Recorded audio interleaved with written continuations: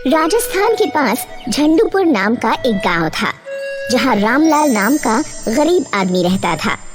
रामलाल गांव की सबसे बड़ी जनरल स्टोर पर काम करता था। यह जनरल स्टोर भीखूराम का था। भीखूराम एक निर्दयी, कंजूस और लोभी बनिया था। रामलाल, चावल आ गए हैं, जाओ जाकर बोरियां उठा लाओ। मालिक, मुझसे 1 कुंटल की बोरी नहीं उठाई जाती, आप मजदूर बुला लीजिए। चुपचाप बोरी उठा कर लाओ, वरना तुम्हारी इस महीने की सैलरी आधी काट दूंगा। बेचारे दुबले पतले रामलाल को 1-1 क्विंटल की बोरियां उठानी पड़ी। अंतिम बोरी ढोते ढोते रामलाल बेहोश हो गया। जब रामलाल को होश आया तो भीखूराम उसके सामने खड़ा था। तुम बेहोश हो गए थे, तुम्हें होश में लाने के लिए डॉक्टर को बुलाना पड़ा और डॉक्टर की फीस देनी पड़ी। डॉक्टर की फीस के रुपए तुम्हारे सैलरी में से कटेंगे। शाम को जब रामलाल घर पहुंचा तो उसकी पत्नी नीलम उससे बोली, बोलम जी, मुझे एक नई साड़ी खरीदनी है। मेरी बहन की शादी है कल। बहुत बड़े बड़े लोग अच्छे अच्छे कपड़े पहन कर आएंगे। मेरे पास एक भी साड़ी नहीं है। तुमने पिछले महीने ही साड़ी खरीदी थी, वही पहनकर चली जाओ। वो साड़ी तो मैंने घर पर पहनने के लिए खरीदी थी। तो मुझे इतने शुभ अवसर पर एक साड़ी खरीद कर नहीं दे सकते? मेरा बहुत बड़ा कारोबार नहीं है, मैं सिर्फ एक दुकान पर नौकरी करता हूँ। मेरे पास पैसे होते तो मैं जरूर ला कर देता। इतना कहकर थका हारा रामलाल सोने चला गया। नीलम यह सुनकर रामलाल से नाराज हो गई और अगले दिन उसके पास जो था उसे वही पहनकर जाना पड़ा। एक दिन अचानक नीलम के पेट में दर्द उठा। रामलाल भागकर डॉक्टर को बुला लाया। तुम्हारी पत्नी प्रेग्नेंट है, लेकिन वो स्वस्थ नहीं है। इसकी सेहत का ख्याल रखो। मैं कुछ दवाइयाँ दे रहा हूँ, इन्हें समय पर देते रहना।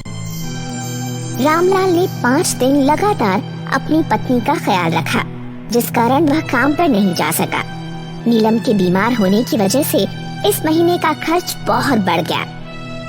रामलाल 5 दिन बाद अपने काम पर वापस लौटा। मालिक, इस महीने सैलरी कुछ बढ़ा कर दे देते तो बहुत एहसान होता। मालिक, क्या कहा? तुमने सैलरी बढ़ा कर मांगी, इसलिए इस महीने तुम्हें 5 दिन का वेतन काट कर दिया जाएगा। लेकिन मालिक, मेरी पत्नी। चुप रहो और काम पर ध्यान दो। मालिक इतना कहकर अपने घर चला जाता है। कुछ देर बाद दुकान पर एक आदमी अंडे की डिलीवरी करने आता है, जिसके पास पीले और सफेद 2 प्रकार के अंडे होते हैं। ये अंडे चाहिए। अभी अंडे नहीं हैं, आप अगले महीने आना। एक बात तो बताओ, जरा ये अंडे पीले कब से होने लगे? ये सोने के अंडे हैं। मेरे पास एक मुर्गी है जो सोने के अंडे देती है। एक अंडा 200 रुपए का है। सोने का अंडा, वो भी सिर्फ 200 रुपए में? रामलाल के पास सिर्फ 400 रुपए थे। उसने 2 अंडे खरीद लिए। अगले दिन सुबह होते ही वह अंडे लेकर सोनार के पास गया। तुम मुझसे मजाक कर रहे हो क्या? ये अंडा नकली है। क्या नकली है? उस आदमी ने मुझे पागल बना दिया। रामलाल वापस अपने घर की तरफ लौटा और गुस्से में आकर उसने एक अंडा जमीन पर फेंक दिया। अंडा फूटा और अचानक से उसमें से एक भूत बाहर आया। डरो नहीं, एक पाखंडी बाबा ने मुझे अंडे में कैद कर लिया था। आज मैं तुम्हारी वजह से मुक्त हो पाया हूँ। मैं तुम्हें किसी विषय में सलाह दे सकता हूँ या एक ख्वाहिश पूरी कर सकता हूँ। बताओ, तुमने क्या चुना है? मेरी सबसे बड़ी समस्या मेरी गरीबी है। मैं जिस दुकान पर काम करता हूँ उसका मालिक बहुत कंजूस स्वभाव का है। मुझे मासिक वेतन भी बहुत कम मिलता है। मैं अपनी गरीबी कैसे दूर करूँ? इस विषय में मुझे एक सलाह चाहिए। अपनी पत्नी का मंगलसूत्र बेचकर अपनी दुकान खोलो। ये दुकान शुरुआत में छोटी होगी। ये तुम्हारे ऊपर निर्भर करता है कि आने वाले समय में तुम इसे कितना बड़ा बना सकते हो। रामलाल ने ऐसा ही किया और 1 साल बाद उसकी आमदनी काफी बढ़ गई।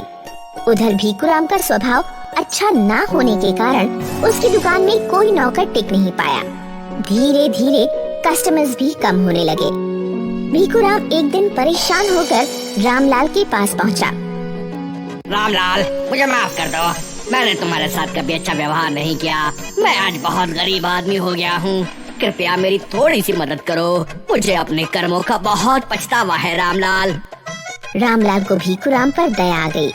रामलाल के पास एक सोने का अंडा बचा हुआ था जिसे उसने भीखूराम को दे दिया और साथ ही यह भी बताया कि इसका इस्तेमाल कैसे करना है। घर पहुँचते पहुँचते भीखूराम का लोभी और लालची मन जाग उठा। उसने अंडा फोड़ा और भूत से ख्वाहिश मांगी। मेरे अलावा गांव के सारे दुकानदार गांव छोड़कर चले जाएं। मेरी दुकान गांव की एकमात्र दुकान हो। ठीक है, मैं आपके इस ख्वाहिश को पूरी कर देता हूँ। इस तरह भीखूराम की ख्वाहिश पूरी हो गई। कुछ ही दिनों में भीखूराम की कमाई आसमान छूने लगी। फिर एक दिन अचानक गांव में डाकू आ गए। डाकुओं को गांव में भीखूराम की एकमात्र दुकान दिखी। डाकुओं ने दुकान को लूट लिया और इस तरह से भीखूराम अपने लालच के कारण पहले से भी ज्यादा गरीब हो गया।